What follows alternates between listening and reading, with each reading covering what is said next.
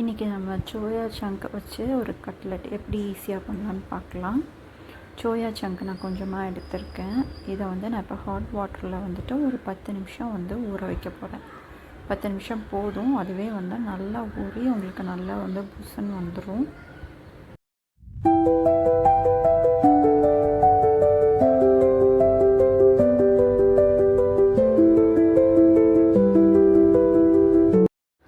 நிமிஷத்துக்கு அப்புறம் பார்த்திங்கன்னா இந்த மாதிரி நல்லா உப்பி போயிருக்கும். நம்ம கையாட்டியே இதை ஸ்மாஷ் பண்ணிடலாம்.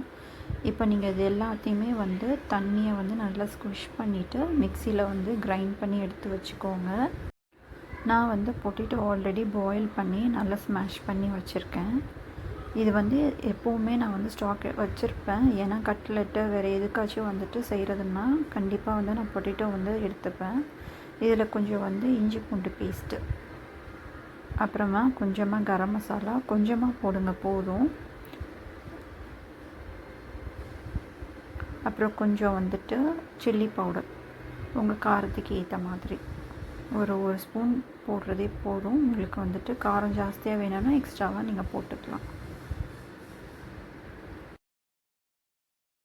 கொஞ்சமே உப்பு போட்டு நல்லா பிசைஞ்சு விட்டுருங்க. ஏன்னா பொட்டேட்டோவில் நீங்கள் நல்லா பிசைஞ்சிட்டிங்கன்னா அதுக்கப்புறம் நீங்கள் சோயா சங்க் ஆட் பண்ணுறப்போ எல்லாத்துலேயுமே நல்லா ஈவனாக அது மிக்ஸ் ஆகிரும்.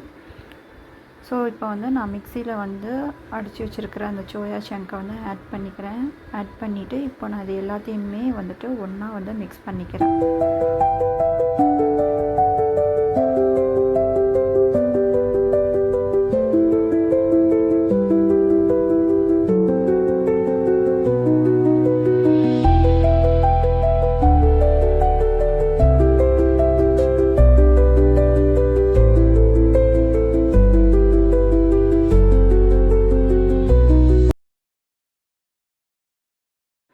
இந்த மாதிரி நல்லா ஒன்றா மிக்ஸ் ஆனதுக்கப்புறமே பார்த்திங்கன்னா நம்ம உடச்ச கடலை மிக்சியில் நான் பவுட்ரு பண்ணியிருக்கேன். உடச்ச கடலைன்னா நீங்கள் பொட்டுக்கடலையே வச்சுக்கலாம். இல்லாட்டி சென்னா, பிளாக் சென்னா நம்ம உப்பு கடலைன்னு சொல்லுவாங்க, அதையுமே நீங்கள் போட்டுக்கலாம். அது நல்லா உங்களுக்கு எனர்ஜி கொடுக்கும்.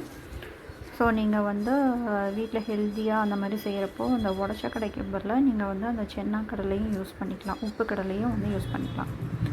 இப்போ பார்த்தீங்கன்னா நல்லா உங்களுக்கு கையில் நல்லா கட்லெட் போடுற மாதிரியே நல்லா உங்களுக்கு செட் ஆயிரும்.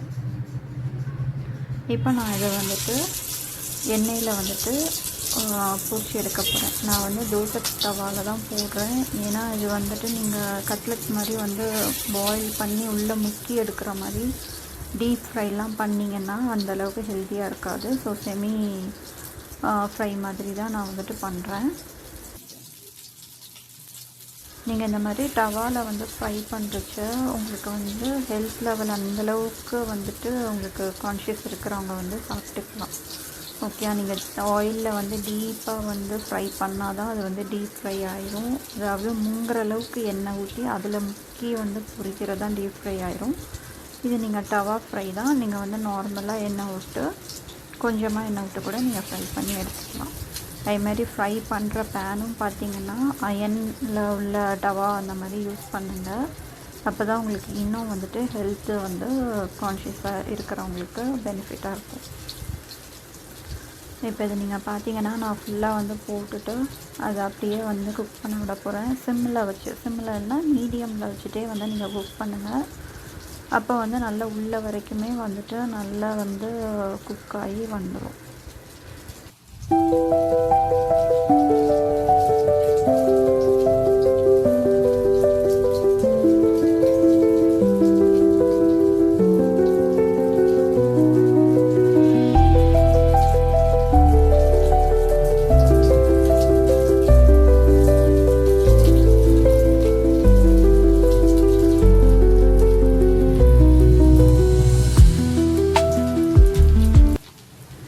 இப்போ பார்த்தீங்கன்னா இது மேலே ஒரு சின்ன பொடி, அது என்ன பொடின்னா ஒன்றும் இல்லை, நம்ம மிளகு, சீரகம், கருவேப்பிலை இது அவ்வளோத்தையுமே நான் கிரைண்ட் பண்ணி வச்சுருப்பேன்.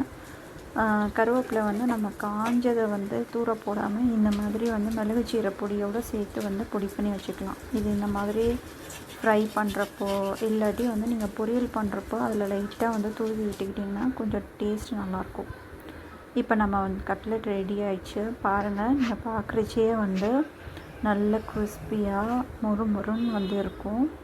வீட்டில் ட்ரை பண்ணுங்கள். ஈவினிங் ஸ்நாக்ஸாகவும் வந்துட்டு நீங்கள் டீ கூட வந்துட்டு பசங்களுக்கு கொடுக்கலாம்.